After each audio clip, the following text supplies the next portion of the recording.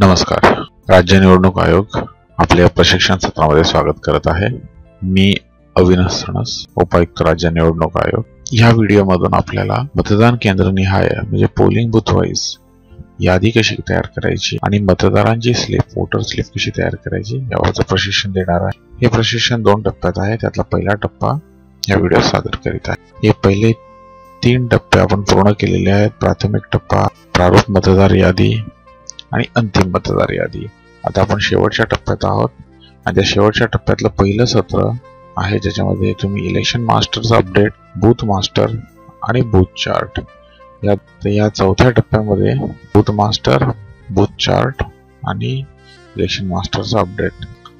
आपल्याला आठवत असेल आपण इलेक्शन मास्टर भरलं होतं. यावेळेला उदाहरण अमरावती महानगरपालिकेचं घेणार आहे.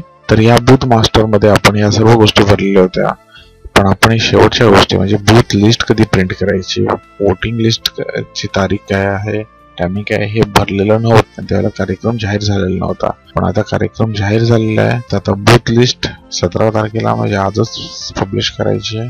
मतदानाची तारीख ही नोव्हेंबर जी आहे तर नोव्हेंबर महिना घ्या आणि 1 तारीख घ्या आणि मतदानाची वेळ ही सकाळी 7:30 ती सायंकाळी 5:30 अशी आहे. तर ही घेऊन त्याला अपडेट करून घ्या. तर तुमची माहिती अपडेट करावी लागेल, कारण हे आपण पाहिलं होतं की इलेक्शन मास्टर तुम्हाला अपडेट करून घ्यायचा आहे. तो ऑलरेडी पूर्वी भरलेला होता. आता 2 गोष्टी राहतात, एक बूथ मास्टर आणि दुसरा म्हणजे बूथ चार्ट. ही गोष्टी आपण पाहून घ्या. बूथ मास्टर आधी एक्सेल मध्ये तयार करून घ्या. हे पहा बूथ मास्टर, याचा नमुना दिलेला आहे. बूथचं नाव, बूथचा नंबर, वॉर्ड नंबर, बूथचा ऍड्रेस इंग्लिश मध्ये आणि बूथचा ऍड्रेस मराठीमध्ये. अशा प्रकारे एक्सेल शीट तयार करा. त्यानंतर बूथचा चार्ट. बूथचा चार्ट म्हणजे आता इथे एकच वॉर्डाचं इलेक्शन आहे, 26 नंबर.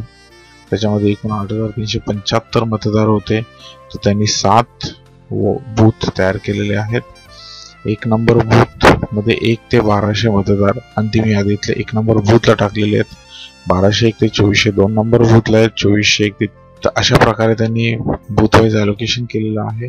तर हा झाला आपला बूथचा चार्ट आणि त्या 7 बूथची यादी इथे तयार झालेली आहे. बूथ भरायचं मी आपल्याला दाखवतो. पहिले लॉग इन करा तुमचं. मी अमरावती कॉर्पोरेशनचं लॉग इन करतोय. आपला पासवर्ड टाकून घ्या, कॅप्चाची फिगर भरा, लॉग इन करा. लॉग इन होईल. तुमचं कुठलं इलेक्शन आहे ते सिलेक्ट करा. आता इथे आल्यानंतर मास्टर्स मध्ये तुम्हाला इथे पोलिंग बूथ मास्टर दिसतंय, ते ओपन करा. जर मोजकेच बूथ असतील तर आपल्याला इथून डायरेक्ट माहिती भरता येईल, पण बऱ्याचदा असं होतं की जसं कल्याण डोंबिवली महानगरपालिकेमध्ये जवळजवळ 1,500 बूथ आहेत. ते 1,500 टाईप करण्याऐवजी तुम्ही एक्सेल अपलोडला जा. तर आपण ह्या व्हिडिओमध्ये एक्सेल अपलोड पाहून घ्या. एक्सेल अपलोड सॅम्पल, ते सॅम्पल डाउनलोड करून घ्या. ते सॅम्पल आहे. त्या सॅम्पलमध्ये बूथचं नाव, बूथचा नंबर, वॉर्ड आयडी आणि बूथ ऍड्रेस अशा गोष्टी आहेत. बूथ ऍड्रेस म्हणजे हा मराठी लँग्वेज मधला आहे. आपण तयार केलेल्या बूथची माहिती कॉपी करा आणि जो आपण सॅम्पल नंबर डाउनलोड केला त्यामध्ये पेस्ट करा. हे नेहमी लक्षात ठेवा, हे करायला विसरू नका. सेव्ह करा. केल्यानंतर पुन्हा आपण आपल्या साईटला जावं, ती फाईल चूज करावी, ती फाईल आहे आणि व्हॅलिडेट आणि अपलोड करावी. या प्रकारे तुम्ही तुमचे 7च्या 7 बूथ इथे अपडेट झालेले आहेत. तुम्ही बूथ मास्टर भरलेला आहे.